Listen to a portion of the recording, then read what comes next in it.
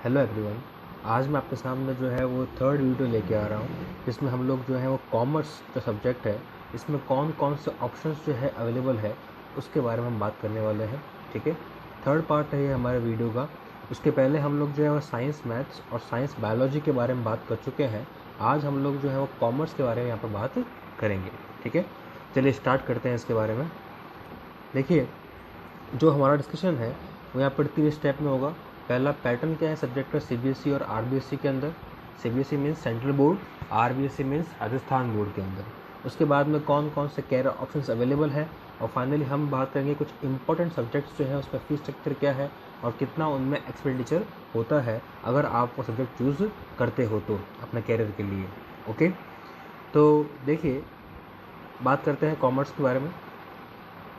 Commerce chosen by most number of students every year. हर साल काफ़ी ज़्यादा अमाउंट में स्टूडेंट्स जो कॉमर्स चूज़ करते हैं। ठीक है, और ये मेरी ओपिनियन है कि कॉमर्स आपको चूज़ करना चाहिए।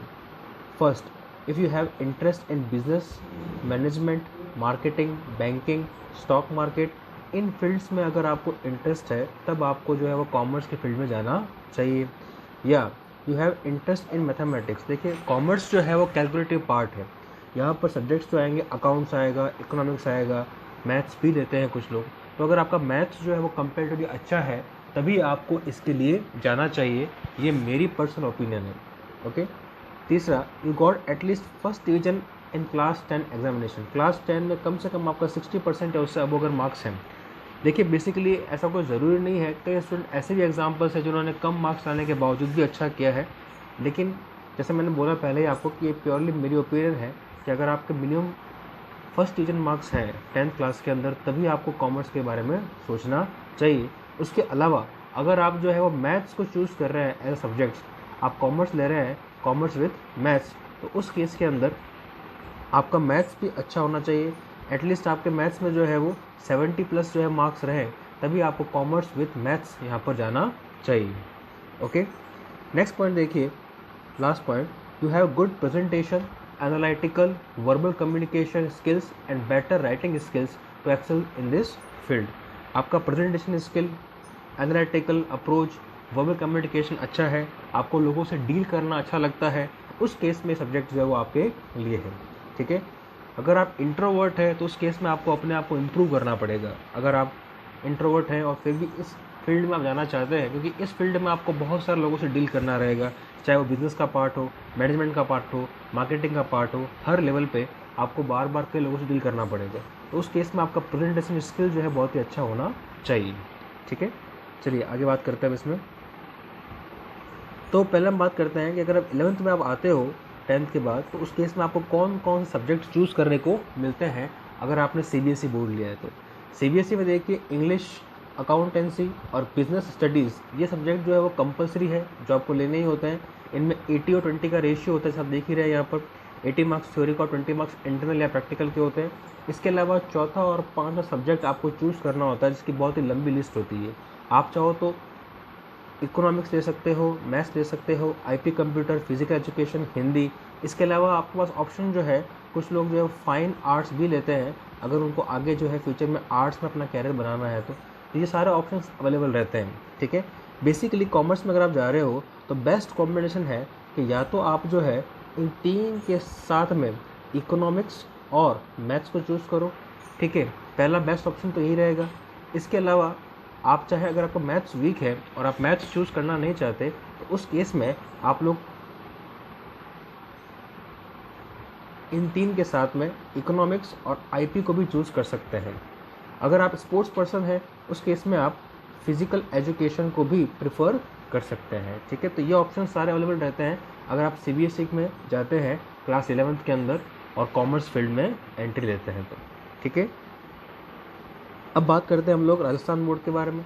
तो राजस्थान बोर्ड की अगर बात की जाए यहाँ पे, तो राजस्थान बोर्ड में जो है वो 4 सब्जेक्ट यहाँ पर कंपल्सरी रहते हैं, इंग्लिश, हिंदी, अकाउंटेंसी और बिजनेस स्टडीज़। यहाँ पर हिंदी एक कंपल्सरी सब्जेक्ट जो आपको लेना होता है, जबकि सीबीएसई में वो कंपल्सरी नहीं है। 5 सब्जेक्ट आप चाहें तो इकोनॉमिक्स, मैथमेटिक्स या कंप्यूटर में से कोई भी एक चूज़ कर सकते हैं। इसके अलावा आरबीएसई में टाइप एक सब्जेक्ट भी अवेलेबल कराया जाता है। अगर आपको टाइपिंग से रिलेटेड जॉब्स में जाने की इच्छा है तो आप टाइप को भी एज सब्जेक्ट चूज यहाँ पर कर सकते हैं। ठीक है, ये ऑप्शन रहे RBSc में। अगेन अगर मुझे ओपिनियन देनी हो तो मेरे हिसाब से बेस्ट ऑप्शन यहाँ पे जो रहता है RBSc के अंदर कि आप मैथ्स या फिर इकोनॉमिक्स को लेकर आगे जाएं। ठीक है, चलिए अब हम बात करते हैं आगे इसमें कि कौन कौन से कैरियर ऑप्शंस यहाँ पे अवेलेबल हैं अगर हम कॉमर्स के फील्ड में जाते हैं तो। ठीक है, देखिए सबसे पहले तो जहाँ पर देख रहे हैं आप, पहला ऑप्शन कौन सा हो गया यहाँ पर, बीकॉम। आप बीकॉम या फिर बीकॉम ऑनर्स भी कर सकते हैं यहाँ पर। ठीक है, 3 साल का कोर्स है यहाँ पे। 12th के बाद में जो है वो 12th के मार्क्स के अकॉर्डिंग इसमें आपका एडमिशन हो जाएगा कॉलेज के अंदर। इसके अलावा कुछ कॉलेज एंट्रेंस एग्जाम भी लेते हैं। BCom, with BCom you can specialise in banking, retail management, foreign trade etcetera. Fees की बात अगर की जाए यहाँ पे तो उसकी जो फीस है वो 4,000 रुपीज़ ईयरली से 60,000 रुपीज़ ईयरली के बीच में रेंज करती है। डिपेंड करता है कैसा कॉलेज आपने चूज़ किया। गवर्नमेंट कॉलेज की फ़ीस करीब 4,000 रुपीज़ ईयरली के आसपास होती है, वहीं कुछ प्राइवेट कॉलेजेस जो है उनकी फ़ीस काफ़ी हायर साइड में भी होती है। ठीक है, कुछ यहाँ पर टॉप कॉलेज की लिस्ट बनाई है मैंने कॉमर्स के हिसाब से, यहाँ पर देख रहे होंगे आप लोग। ठीक है, Shri Ram college commerce, Loyola college, lady Shri Ram college and Christ university, saint Xavier's, saint Joseph's etcetera. There are long list of colleges. BCom करने के बाद में आप चाहो तो मास्टर्स के लिए एमकॉम कर सकते हो। एमकॉम जो है वो 2 साल का कोर्स होता है। बीकॉम प्लस एमकॉम टोटल आपका जो है वो 5 ईयर्स का कोर्स यहाँ पर बनता है अगर आप ग्रेजुएट प्लस पोस्ट ग्रेजुएशन साथ में करते हैं तो। ठीक है, अब देखिए नेक्स्ट जो ऑप्शन से मिलता है हमको, सेकंड जो ऑप्शन की बात करें तो वो आता है BBA, bachelor of business administration. हालांकि BBA जो है अगर आपने 11th-12th में साइंस था तब भी आप BBA कर सकते हैं, लेकिन ज़्यादा प्रेफरेबल रहता है कॉमर्स अगर आप लेके जाते हैं BBA के लिए तो आपको एक अच्छा स्कोप मिलता है, क्योंकि आप एक सब्जेक्ट पढ़ते हैं यहाँ पर बिजनेस स्टडीज़, क्योंकि बेस है इसका जो कि 11th और 12th में होता है। ठीक है, 3 साल का कोर्स है ये वाला भी, और इसमें भी जो है वो एडमिशन 12th के मार्क्स के अकॉर्डिंग या कुछ कॉलेजेस में एंट्रेंस के थ्रू भी होता है। और इसमें it equips you with managerial and administrative skills. Okay, and fee deposit upon colleges it ranges between 15,000 rupees yearly to 2 lakh rupees yearly. 15,000 रुपये ईयरली से 2 लाख रुपीज़ के बीच में इसका जो है एक्सपेंडिचर आता है। 3 साल का कोर्स है तो लगभग देखिए around 50,000 to 5 to 6 lakh rupees vary करता है। ये डिपेंड करता है कॉलेज कौन सा आपने चूज़ किया है। BBA करने के बाद में PG कोर्स आप MBA कर सकते हैं। MBA 2 साल का कोर्स होता है। हालांकि MBA किसी भी ग्रेजुएशन के बाद में किया जा सकता है, लेकिन BBA के साथ में ज़्यादा आपको इसका स्कोप मिलता है यहाँ पर। ठीक है, MBA की अगर फीस की बात की जाए तो MBA की जो फीस है वो 20,000 रुपीज़ से लेकर 40 लाख रुपीज़ के बीच में रेंज करती है। ईयरली फीस की बात कर रहा हूँ मैं यहाँ पर, और 2 ईयर्स का कोर्स है ये वाला कम्प्लीटली। ओके, नेक्स्ट हम बात करते हैं इसके अलावा कुछ प्रोफेशनल कोर्स भी होते हैं। कौन कौन से हैं जो कि आप बीकॉम के साथ कर सकते हो। पहला बहुत ही पॉपुलर कोर्स है यहाँ पर CA, chartered accountant. A chartered accountant can practice in the area of accounting, corporate law, auditing, taxation and other corporate financial areas. ये सारे फील्ड हैं जहाँ पर CA बनने के बाद आप काम कर सकते हैं। ठीक है, इसके अलावा our statutory law has made certain audit compulsory to be done by a chartered accountant like company audits, bank audits, income tax audits etc. तो कंपनीज की जो ऑडिट्स होती है वो करने का जो ड्यूटी है वो भी किसका होता है, चार्टर्ड अकाउंटेंट का है। ये गवर्नमेंट ने लॉ बना के फिक्स कर रखा है। इसके अलावा after passing CA exams chartered accountant can open up his own firm with permission of ICAI to practice in all these areas. ठीक है, तो एज अ CA भी आप जो है प्राइवेट प्रैक्टिस यहाँ पर कर सकते हैं। एग्जाम्स यहाँ पे 3 फेज में होता है, foundation plus inter plus final. 3 exam clear करने होते हैं आपको। अगर आप ये तीनों एग्जाम जो है वो सिंगल अटैम्प्ट में क्लियर कर लेते हैं तब भी आपको लगभग 3.5 से 4 साल का टाइम लगता है 12th क्लास के बाद में। ओके, अब CA के बाद में जो नेक्स्ट कोर्स इसमें आता है वो आता है CMA। CMA भी एक प्रोफेशनल कोर्स है, सर्टिफाइड मैनेजमेंट अकाउंटेंट। आप चाहे तो ये भी कर सकते हैं बीकॉम के साथ साथ। ठीक है, certified management accountant is a professional certification credential in the management accounting and financial management fields. 2 यहाँ पे फील्ड देखिए मेनली है, मैनेजमेंट अकाउंटिंग का और फाइनेंशियल मैनेजमेंट का। इन फील्ड में जो है आप स्टडी यहाँ पर कर सकते हैं। ये कोर्स करने के बाद आपको सर्टिफिकेट मिलता है और सर्टिफिकेट के थ्रू आप कंपनीज के अंदर जॉब के लिए अप्लाई यहाँ पर कर सकते हैं इजीली।